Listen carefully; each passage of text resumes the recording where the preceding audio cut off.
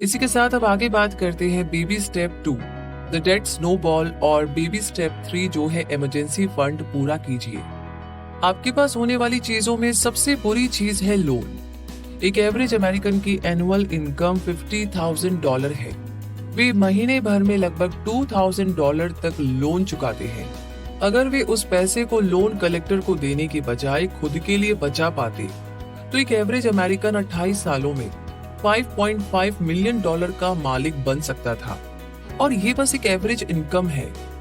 जो लोग financially smart नहीं है उनकी सबसे बड़ी प्रॉब्लम ये है कि भले ही उनके ऊपर लोन ना भी हो और अगर उनके पास $2,000 एक्स्ट्रा भी हो तो भी वे उन्हें उन चीजों पर खर्च कर देंगे जिनकी उन्हें जरूरत नहीं है। तो चलिए अब डेट स्नोबॉल को समझते हैं। सबसे पहले अपने हर लोन की एक लिस्ट बना लीजिए। शुरू सबसे छोटे वाले से करें और फिर बड़े वालों पर जाएं। आपके घर के लोन को छोड़कर हम बाकी सब पर फिर से आएंगे। इसके बाद एक प्लान बनाएं कि कैसे आप ये सारा लोन चुका सकते हैं। हमें छोटे लोन को पहले क्यों चुकाना चाहिए? क्योंकि छोटी जीत भी जीत होती है। वे आपको सही रास्ते पर चलते रहने की गारंटी देती है। सभी बड़े लोन की लिस्ट बनाने के बाद सारे लोन में से छोटी छोटी रकम चुकाना शुरू कर दीजिए।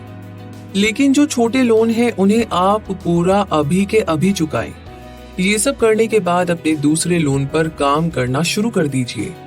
अगर आपका पहला लोन $50 था तो आपने ये रास्ता पहले ही पता लगा लिया होगा कि $50 आपको कहां से मिल सकते हैं। अब आप अपने दूसरे लोन में ये $50 जोड़कर इसे एक साथ पूरा चुका सकते हैं। अब सांस लीजिए, एक ब्रेक लीजिए, लेकिन लंबे समय तक नहीं। अब अपने तीसरे, चौथे और पांचवें लोन पर काम इसी तरीके से शुरू कर दीजिए।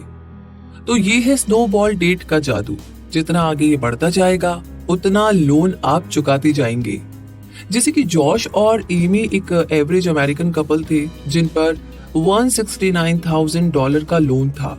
उन्होंने दूसरी चीजों पर पैसे खर्चे। जॉश ने एक BMW भी खरीद ली और एमी ने कपड़े और बाकी सामान खरीदे, जिससे उनका लोन और बढ़ता गया। फिर एक दिन आया जब जॉश ने अपनी जॉब खो दी। तब उनकी महीने की इनकम में से $4,000 देखते ही देखते गायब हो गए। उन्हें यह समझ में आ गया था कि उन्हें जल्द ही कोई कदम उठाने की जरूरत है, वरना वे ऐसे ही अपना सारा इमरजेंसी फंड खर्च कर देंगे।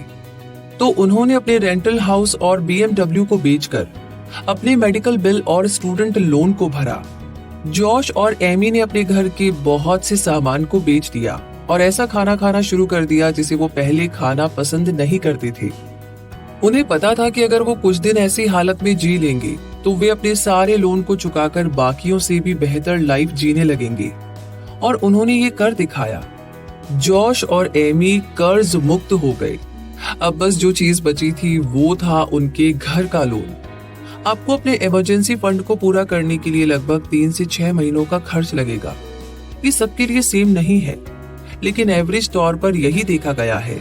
हमने अपना इमरजेंसी फंड $1,000 के साथ शुरू किया था, लेकिन इसे पूरी तरह से भरने के लिए आपको इमरजेंसी के मामले में इसमें $5,000 से $25,000 तक रखने की जरूरत होगी। इकोनॉमिक क्राइसिस, बीमारी, एक्सीडेंट, बेरोजगारी और उतार चढ़ाव हमारी जिंदगी का एक पार्ट है। इसलिए आपको अपने इमरजेंसी फंड को पूरा करने की जरूरत है। ऐसा करने से आपको सिक्योरिटी, मन की शांति और इस बात की गारंटी मिलेगी कि आगे कभी भी आपको किसी के सामने पैसों के लिए हाथ नहीं फैलाने पड़ेंगे।